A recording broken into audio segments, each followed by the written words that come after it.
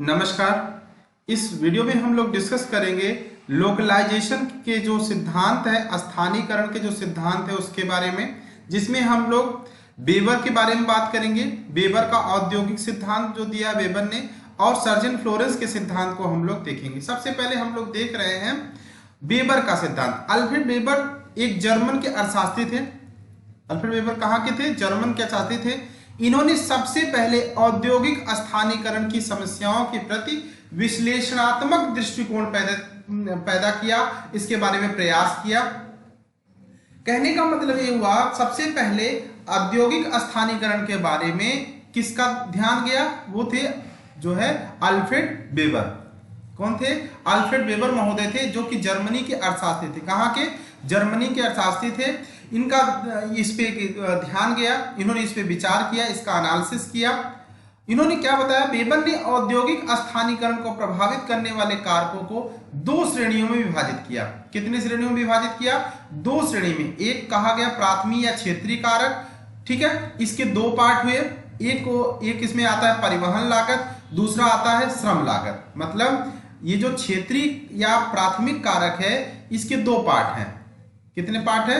दो पार्ट है। इसका पहला पार्ट जो है परिवहन लागत, और दूसरा क्या है? श्रम लागत। प्राथमिक लागत के अंतर्गत क्षेत्रीय लागत में क्या आता है? परिवहन लागत और श्रम लागत। दूसरा है सहायक कारक, इसको हम कहते हैं संचयी कारक, और इसके भी और दूसरे कहते हैं असंचयी कारक। कहने का मतलब अल्फ्रेड वेबर ने औद्योगिक स्थानीयकरण के जो है औद्योगिक स्थानीयकरण को प्रभावित करने वाले दो कारक बताया, या कारकों को दो श्रेणियों में बांटा। पहला प्राथमिक, दूसरा सहायक। जो प्राथमिक कारक है उसमें परिवहन लागत आता है, श्रम लागत आता है।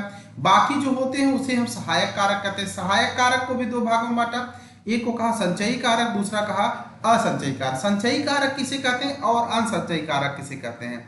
जिसकी वजह से सेंट्रलाइजेशन होता है वो है क्या है? संचयी कारक में आ जाएंगे। जैसे परिवहन लागत, श्रम लागत तो है जिसके कारण सेंट्रलाइज होते हैं। इसके अलावा भी ढेर सारे कारक हैं जिसकी वजह से इन सब में क्या होता है? कॉम्बिनेशन होता है, जिसे हम सहायक कारक कहते हैं। इसके सहायक कारकों को भी दो भागों में बांटा गया, संचयी कारक और असंचयी कारक। इसी प्रकार से सर्जन फ्लोरेंस का भी सिद्धांत आया। इन्होंने सर्जन फ्लोरेंस ने स्थान निर्धारण का सिद्धांत दिया। वेबर के सिद्धांत के आलोचक थे सर्जन फ्लोरेंस, और उन्होंने आलोचना की। इन्होंने जनसंख्या वितरण तथा और उद्योगों के मध्य संबंध स्थापित किया तथा स्थानीयकरण कारक तथा स्थानीयकरण गुणांक के नाम से दो अवधारणाएं इन्होंने प्रस्तुत किया।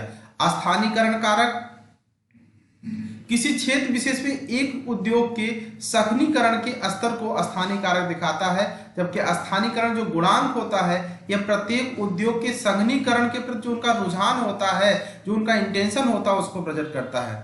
सर्जन फ्लोरेंस के सिद्धांत की आलोचना भी किया जाता है कि यह उद्योग के केंद्रीकरण व बिखराव के कारणों को स्पष्ट नहीं करता है।